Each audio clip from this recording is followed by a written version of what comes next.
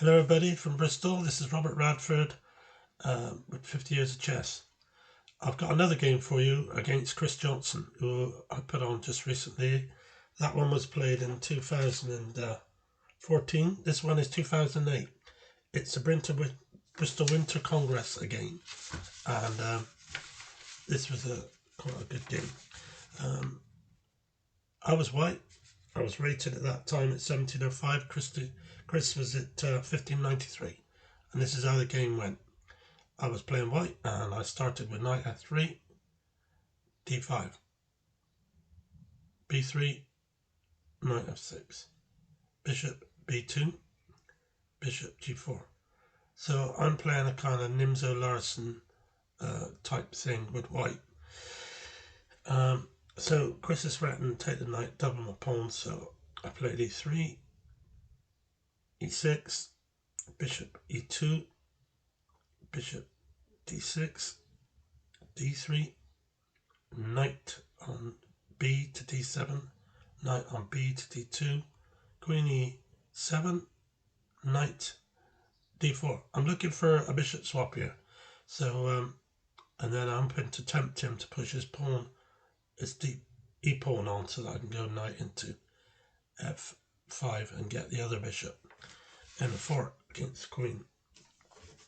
So Chris exchanged bishops, queen takes bishop, and then he played the other pawn, c6, very solid opening, and he's stopping me going b5 to hit that bishop as well. So I castled, he castled f4, that stops bishop into e5, pinning my knight to my bishop, or pushing his pawn on immediately, which would open a half open file for me on f file with my rook. Bishop c5, g4, and bishop takes knight. Bishop takes bishop, e5. Good move. So I drop the bishop back to b2, pawn takes pawn, rook takes pawn.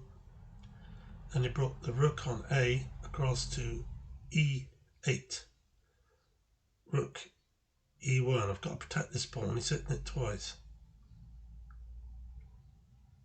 h6, queen f2, queen d6. So I have got a weak pawn here. It's a bit of a problem. I've got to do something about it, but I'm not sure yet how it's going to go. So first of all, I just give extra protection to that g pawn by playing h3. Now he's looking at doubling his rooks by the looks of it, with rook d6, knight f3. Now I think he should have doubled his rooks here, but he didn't. I reckon that's a mistake, because had he doubled his rooks, then that would have been a problem for me. I might even have to play to c1. I'm not sure.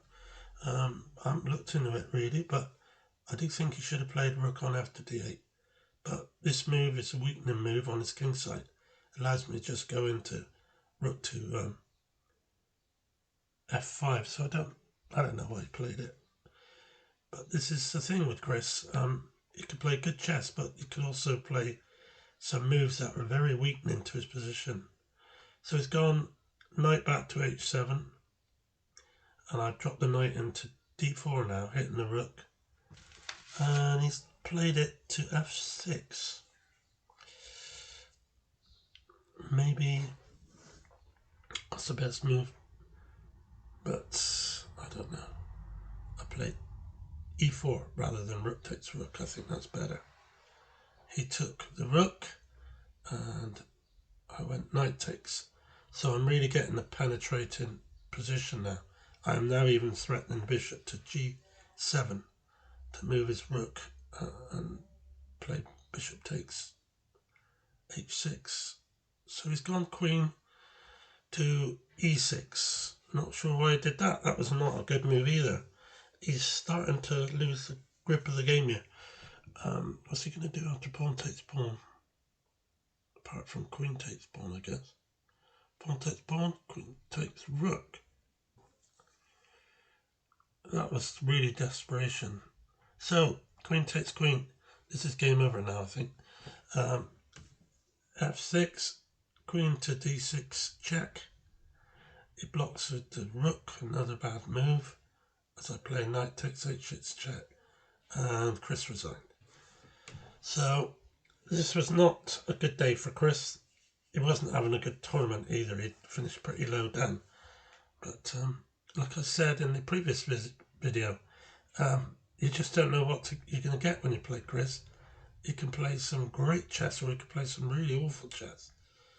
So thanks for watching, and I hope you got some enjoyment from watching this game. Thank you very much. Bye.